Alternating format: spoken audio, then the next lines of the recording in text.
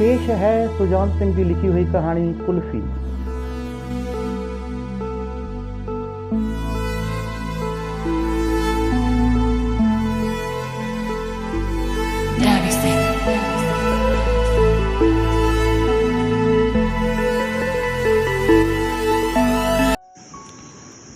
प्यारे बच्चों, प्यार भरी सत श्री अकाल।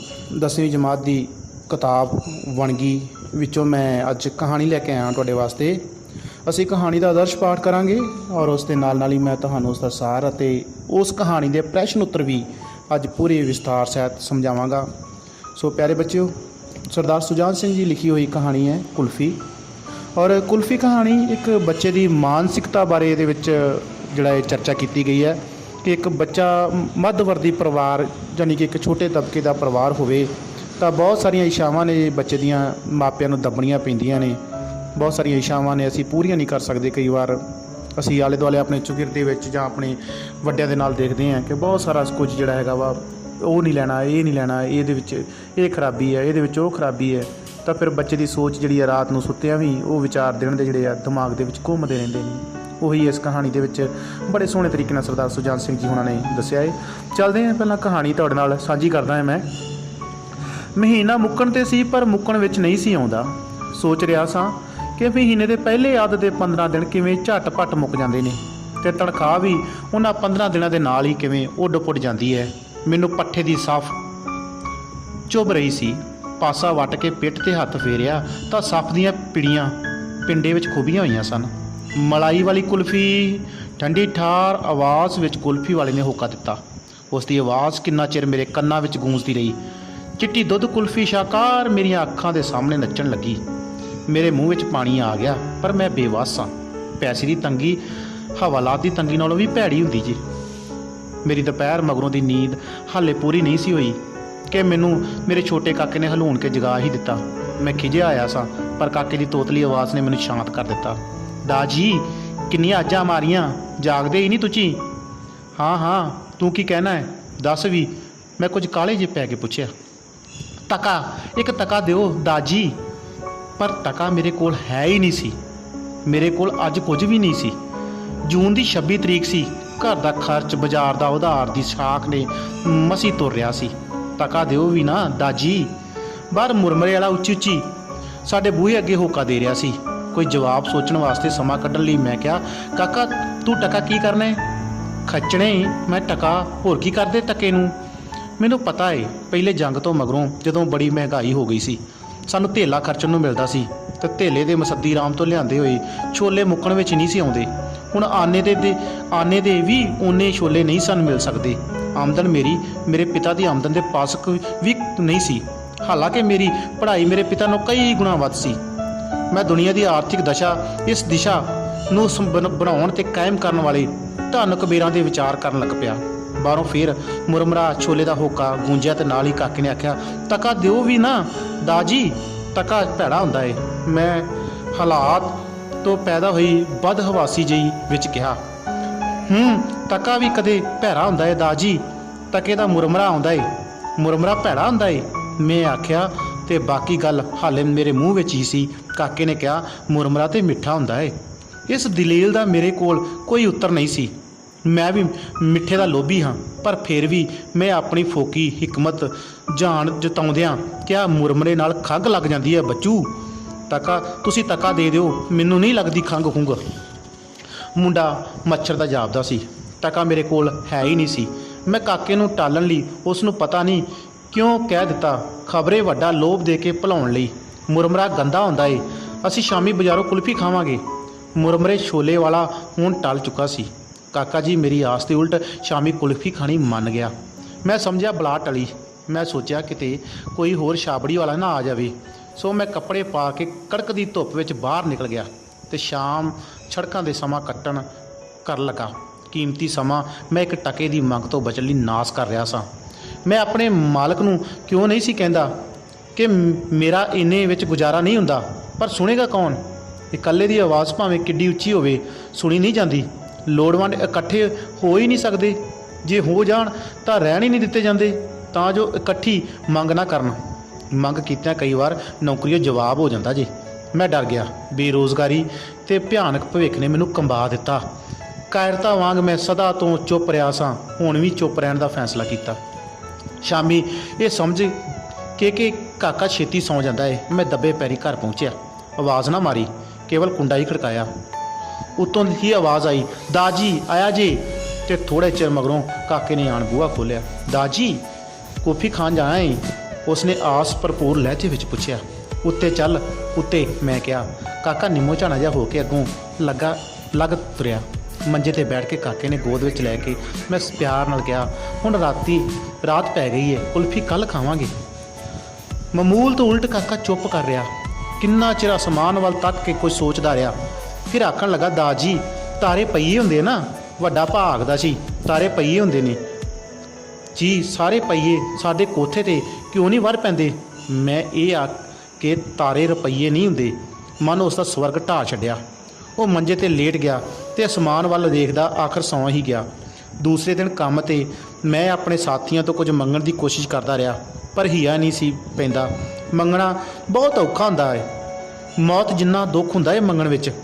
ਆਖਰ ਇੱਕ ਸਾਥੀ ਕੋਲੋਂ 3 ਰੁਪਈਏ ਲੈ ਹੀ ਲਏ। ਜਦ ਘਰ ਆਇਆ ਤਾਂ ਕਾਕਾ ਦੁਪਹਿਰ ਦੀ ਨੀਂਦ ਲੈ ਰਿਹਾ ਸੀ। ਰੋਟੀ ਖਵਾਉਂਦਿਆਂ ਸ਼੍ਰੀਮਤੀ ਜੀ ਨੇ 3 ਰੁਪਈਏ ਮੁੱਚ ਲਏ। ਅੱਧ ਮਣ ਲੱਕੜੀਆਂ, ਸ਼ਾਮ ਦੀ ਸਬਜ਼ੀ, ਲੂਣ, ਤੇਲ ਆਦਿ ਸਭ ਕਾਕੇ ਦੇ ਜਗਣ ਤੋਂ ਪਹਿਲਾਂ ਉਹ 3 ਰੁਪਈਏ ਮੁੱਕ ਗਏ। ਮੈਂ ਕਿਹਾ ਵੀ ਸੀ ਕਾਕੇ ਨੂੰ ਕੁਲਫੀ ਖਵਾਉਣੀ ਹੈ, ਪਰ ਉਸਨੇ ਕਹਿ ਛੱਡਿਆ, ਬੜਾ ਉਹਨੂੰ ਯਾਦ ਰਹਿਣਾ ਹੈ, ਮੈਂ ਟਕਾ ਦੇ ਛੱਡੂੰਗੀ ਮੁਰਮਰੇ ਲਈ। ਕਾਕੇ ਜਾਗਦੇ ਹੀ ਕੁਲਫੀ ਮੰਗੀ। ਚੀਕ ਝਾੜਾ ਪੈ ਗਿਆ। ਕੱਲ੍ਹ ਵਾਲਾ ਮੁਰਮਰਾ ਤੇ ਟਕਾ ਮਨਜ਼ੂਰ ਨਹੀਂ ਸੀ। ਆਖਰ ਸ਼ਾਮ ਨੂੰ ਕੁਲਫੀ ਖਵਾਉਣ ਦਾ ਵਾਅਦਾ ਕਰਕੇ ਛੁਟਕਾਰਾ ਪਾਇਆ ਤੇ ਕਾਕੇ ਨੇ ਟਕਾ ਮੇਰੇ ਕੋਲ ਜਮ੍ਹਾਂ ਕਰਵਾ ਦਿੱਤਾ। ਸ਼ਾਮ ਤੋਂ ਪਹਿਲਾਂ ਹੀ ਮੈਂ ਖੇਡਣ ਦਾ ਬਹਾਨਾ ਕਰਕੇ ਨਿਕਲ ਗਿਆ ਤੇ ਢੇਰ ਰਾਤ ਗੁਜ਼ਰੀ ਮੁੜਿਆ। ਕਾਕੇ ਨੂੰ ਸੁੱਤਾ ਦੇਖ ਸਾਹ ਵਿੱਚ ਸਾਹ ਆਇਆ। ਰੋਟੀ ਖਵਾਉਂਦਿਆਂ ਸ਼੍ਰੀਮਤੀ ਨੇ ਦੱਸਿਆ ਕਿ ਕਾਕਾ ਬੜਾ ਚਿਰ ਮੈਨੂੰ ਉਡੀਕਦਾ ਰਿਹਾ ਸੀ। ਮੈਂ ਕਾਕੇ ਦੇ ਨਾਲ ਲੰਮਾ ਪਿਆ, ਬੜਾ ਬੇਚੈਨ ਰਿਹਾ। ਨੀਂਦ ਆਉਂਦੀ ਹੀ ਨਹੀਂ ਸੀ, ਪਰ ਆਖਰ ਪਤਾ ਨਹੀਂ ਕਦੋਂ ਆ ਹੀ ਗਈ। ਨੀਂਦ ਤੇ ਆਖਦੇ ਨੇ ਸੂਲਾਂ ਤੇ ਵੀ ਆ ਜਾਂਦੀ ਏ। ਅੱਧੀ ਰਾਤ ਤੋਂ ਮਗਰੋਂ ਦਾ ਵੇਲਾ ਸੀ। ਕਾਕਾ ਕੁਝ ਬੇਚੈਨ ਜਾਪਦਾ ਸੀ। ਉਹ 2-3 ਵਾਰੀ ਢਿੱਡ ਵਿੱਚ ਲੱਤਾਂ ਵੀ ਮਾਰੀਆਂ। ਹੁਣ ਉਸ ਬਾਂਹ ਉਲਟਾ ਕੇ ਮੇਰੇ ਮੂੰਹ ਤੇ ਮਾਰੀ। ਜਾਗਿਆ ਤਾਂ ਮੈਂ ਅੱਗੋਂ ਹੋਇਆ ਹੀ ਸਾਂ। ਹੁਣ ਚਤੰਨ ਹੋ ਗਿਆ। ਕਾਕਾ ਕੁਝ ਬੁੜਬੜਾਇਆ, ਮੈਨੂੰ ਕੁਝ ਪਤਾ ਨਾ ਲੱਗਾ। ਫਿਰ ਉੱਚੀ ਬੁੜਬੜਾਇਆ, ਕੁੱਫੀ ਕੁੱਫੀ ਦਾਜੀ ਕੁੱਫੀ। ਮੈਂ ਬੇਬਲ ਹੋ ਉੱਠਿਆ। ਸਰਦਾਰ ਜੀ ਜਾਗਦੇ ਹੋ? ਸ਼੍ਰੀਮਤੀ ਨੇ ਆਖਿਆ ਤੇ ਇਹ ਜਾਣ ਕੇ ਮੈਂ ਜਾਗਦਾ ਹਾਂ। ਉਸ ਜਾਰੀ ਰੱਖਿਆ, ਖਸਮਾ ਖਾਣਾ ਸੁੱਤਾ ਪਿਆ ਹੀ ਕੁਲਫੀਆਂ ਮੰਗਦਾ ਏ। ਮੇਰੇ ਤੇ ਮਨੋਂ ਬਿਜਲੀ ਪੈ ਗਈ। ਮੈਂ ਚੁੱਪ ਰਿਹਾ। ਕਾਕਾ ਵੀ ਚੁੱਪ ਹੋ ਗਿਆ। ਸਵੇਰ ਜਾ ਕੇ ਕਾਕੇ ਕੁਲਫੀ ਦੀ ਮੰਗ ਕੋਈ ਨਾ ਕੀਤੀ। ਮੇਰੇ ਕੰਮ ਤੋਂ ਮੁੜ ਕੇ ਆਉਂਦਿਆਂ ਹੀ ਉਹ ਮੇਥੋਂ ਕੁਝ ਨਾ ਮੰਗਿਆ। ਰੋਟੀ ਖਾ ਕੇ ਮੈਂ ਦੁਪਹਿਰ ਦੀ ਨੀਂਦ ਲੈਣ ਲਈ ਲੇਟ ਗਿਆ। ਉਸ ਚੁਭਣ ਵਾਲੀ ਸਾਹ ਫੁੱਤੇ ਅਤੇ ਉਸ ਉਧਾਰ ਨਾ ਦੇ ਸਕਣ ਵਾਲੀ ਅਸਫਲਤਾ ਤੇ ਝੂਰਦਾ ਰਿਹਾ। ਫਿਰ ਮੈਨੂੰ ਨੀਂਦ ਆ ਗਈ। ਮੇਰੀ ਨੀਂਦ ਹਾਲੇ ਅਧਵਾਟੇ ਹੀ ਸੀ ਕਿ ਗਲੀ ਵਿੱਚ ਕਿਸੇ ਕੁਲਫੀ ਵਾਲੇ ਹੋਕਾ ਦਿੱਤਾ। ਠੰਡੀ ਠਾਰ ਕੁਲਫੀ, ਮਜ਼ੇਦਾਰ ਕੁਲਫੀ। ਮੈਂ ਜਾਗ ਪਿਆ। ਕਾਕਾ ਮੇਰੇ ਲਾਗੇ ਰਬੜ ਦੀ ਪਾਟੀ ਬੱਤਕ ਨਾਲ ਖੇਡ ਰਿਹਾ ਸੀ।